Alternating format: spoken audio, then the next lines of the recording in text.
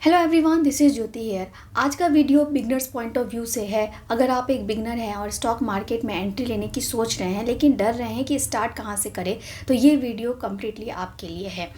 तो सबसे पहले तो हम इस वीडियो में बात करेंगे कि एक बिगनर को स्टॉक मार्केट में एंट्री कैसे करनी चाहिए, अपने मनी को किस तरीके से डाइवर्सिफाई करना चाहिए, कहाँ इन्वेस्ट करना चाहिए और कौन सी गलतियाँ अवॉइड करनी चाहिए, साथ ही आपका माइंडसेट कैसा होना चाहिए।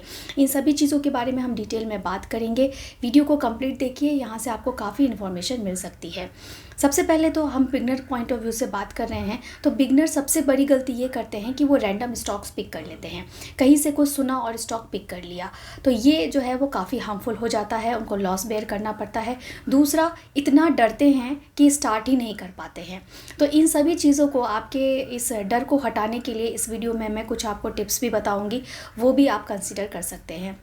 तो सबसे पहले हम बात करते हैं, एक एग्जांपल के साथ हम स्टार्ट करते हैं। मान लीजिए आपके पास 10,000 रुपीज़ है और आप इस 10,000 रुपीज़ से स्टॉक मार्केट में अपना एंट्री करना चाहते हैं। तो कैसे आपको अपने मनी को डाइवर्सिफाई करना है। सबसे पहले तो आपको ध्यान रखना है कि आपको सारा पैसा एक ही स्टॉक में नहीं लगा देना है। एक ही स्टॉक में सारा पैसा लगाने से एक तो आपको रिस्क बढ़ेगा और आपको लॉस होने के यहाँ पे चांसेस रहेंगे। इसलिए आपको स्मार्टली अपने मनी को डाइवर्सिफाई करना है। तो 10,000 रुपीज़ से हम एग्जांपल लेके चल रहे हैं, तो अगर आपके पास 10,000 रुपीज़ हैं तो उसका 20% जो है आपको अपने लर्निंग और प्रैक्टिस के लिए यूज़ करना है। मीन्स 2,000 रुपीज़ आपको अपने लर्निंग और प्रैक्टिस के लिए यूज़ करना है। पहले आपको इसको अच्छे से स्टडी करना है, समझना है, और फिर सीखने के लिए आप जो है 2,000 से यहाँ पे ट्रेडिंग कर सकते हैं। तो अगर आप शेयर मार्केट की क्लास करना चाह रहे हैं या समझना चाह रहे हैं कैसे एंट्री एग्जिट लिया जाता है, कैंडल स्टिक कैसे रीड की जाती है, तो आप हमारी क्लासेस ज्वाइन कर सकते हैं और आपको सारी डिटेल्स हमारे डिस्क्रिप्शन बॉक्स में मिल जाएगी। उसके बाद जो आपका बाकी अमाउंट बचा है 8,000 रुपीज़, उसको आप 50-50 कर सकते हैं। मींस 50% आप म्यूचुअल फंड में इन्वेस्ट कर सकते हैं और बाकी का 50% आप स्टॉक्स ले सकते हैं। तो यहाँ पे म्यूचुअल फंड में जो आप 50% इन्वेस्ट करेंगे, मींस 4,000 रुपीज़ आप इन्वेस्ट करते हैं, उसको आप SIP के तरीके से कर सकते हैं। तो SIP करने से अगर आप एवरी मंथ 4,000 to 5,000 का SIP करते हैं, तो सबसे पहले तो आप एक डिसिप्लिन इन्वेस्टर बनेंगे। डिसिप्लिन इन्वेस्टर बनने से आपका जो मनी है वो लॉन्ग टर्म में काफ़ी अच्छा आपको वेल्थ बना के देगा। दूसरा, म्यूचुअल फंड में आपको एक तो रिस्क कम रहेगा, टेंशन कम रहेगी, क्योंकि यहाँ पे जो स्मार्ट फंड मैनेजर्स होते हैं वो आपके अमाउंट को सही जगह पे डाइवर्सिफाई करके इन्वेस्ट करते हैं। तो म्यूचुअल फंड में रिस्क भी कम रहता है और टेंशन भी कम रहता है और लॉन्ग टर्म में ये काफ़ी रिवॉर्डिंग भी होता है। इसलिए आप अपना 50% अमाउंट म्यूचुअल फंड में इन्वेस्ट कर सकते हैं टेंशन फ्री इन्वेस्टमेंट के लिए। बाकी का जो 50% आपके पास बचा है, मीन्स 4,000 रुपीज़, उसे आप large cap stock and mid cap के स्टॉक में इन्वेस्ट कर सकते हैं। अब यहाँ पे ज़्यादा पोर्शन आप लार्ज कैप के स्टॉक्स में इन्वेस्ट कर सकते हैं, क्योंकि लार्ज कैप के स्टॉक जो है वो स्टेबिलिटी देते हैं, स्ट्रॉन्ग होते हैं और ये ट्रस्टेड कंपनीज़ होती हैं। तो यहाँ पे लॉस के जो चांसेस होते हैं वो कम होते हैं। इसलिए आप यहाँ पे 4,000 रुपीज़ आपके पास यहाँ पे बचे थे, तो 3,000 का आप लार्ज कैप का स्टॉक या फिर 2,500 का आप लार्ज कैप का स्टॉक यहाँ पे ले सकते हैं। तो यहाँ पे आपको जो है एक ट्रस्ट मिलेगा और यहाँ पे स्टेबिलिटी मिलेगी और दूसरा सेफ्टी मिलेगी। लार्ज कैप के स्टॉक में सेफ्टी होती है। दूसरा, आप एक छोटा पोर्शन जो है वो मिड कैप के स्टॉक में भी लगा सकते हैं, क्योंकि मिड कैप के स्टॉक में स्मॉल अमाउंट मैंने इसलिए बोला क्योंकि यहाँ पे जो है रिस्क ज़्यादा होता है, प्रॉफिट भी ज़्यादा होता है लेकिन रिस्क भी ज़्यादा होता है। इसलिए इनिशियली स्टार्टिंग में जब आप सीख रहे हैं तो लार्ज कैप के स्टॉक में आप ज़्यादा इन्वेस्ट करें और एक छोटा अमाउंट मिड कैप के स्टॉक में भी आप इन्वेस्ट कर सकते हैं। लार्ज कैप के स्टॉक के कुछ एग्जाम्पल है, जैसे बैंकिंग सेक्टर लीडर की कंपनीज आप देख सकते हैं जो बैंकिंग में सेक्टर लीडर है, या FMCG की कंपनीज़ है, IT सेक्टर है। तो इन सब जो लार्ज कैप के स्टॉक में जो सेक्टर लीडर कंपनीज़ होती हैं उन सबको आप ट्रैक कर सकते हैं, अपनी एनालिसिस लगा के वहाँ पे इन्वेस्ट कर सकते हैं। तो वो इन्वेस्टमेंट आपका एक सेफ़ इन्वेस्टमेंट माना जाता है।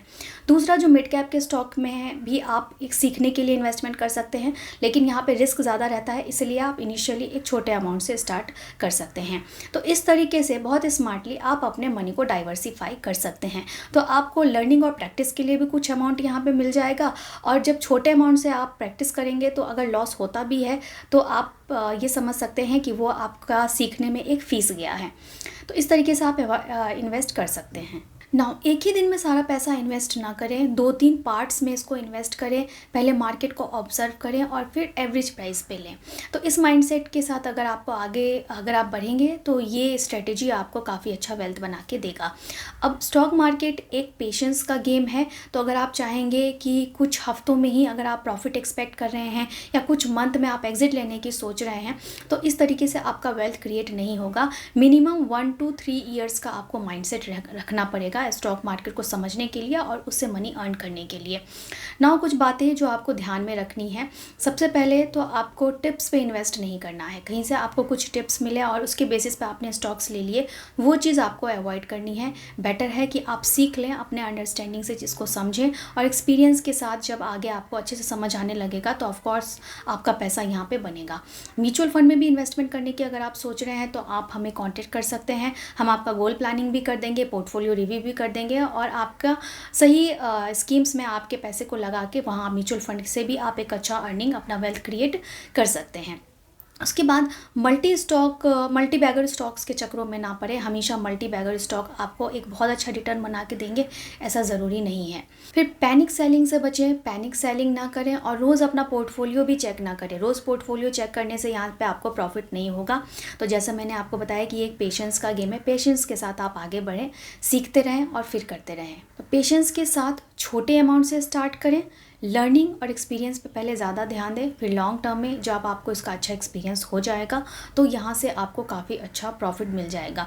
दूसरा, जिस तरीके से हमने मनी को डाइवर्सिफाई किया है, तो एक तरफ म्यूचुअल फंड में तो आपका एक अमाउंट अच्छा बन ही रहा है और जो बाकी का पार्ट आप स्टॉक्स में लगा रहे हैं तो वहाँ से भी आपको टाइम के साथ अच्छा एक्सपीरियंस होके आप यहाँ पर अच्छा वेल्थ बना सकते हैं। लेकिन कहीं से भी किसी की रिकमेंडेशन पर आप ना जाएँ, अपनी नॉलेज के बेसिस पे ही आप यहाँ पर इन्वेस्ट करें। तो ये जो वीडियो था वो प्रॉपर बिगनर फ्रेंडली था। तो आई होप कि यहाँ से आपको काफ़ी कुछ नॉलेज मिला होगा और आपको काफ़ी पॉजिटिविटी भी मिली होगी अगर आप कहीं डर रहे थे इन्वेस्ट करने से। अगर फिर भी आपका कोई क्वेश्चन है या कहीं डाउट है तो आप मुझे कमेंट में पूछ सकते हैं।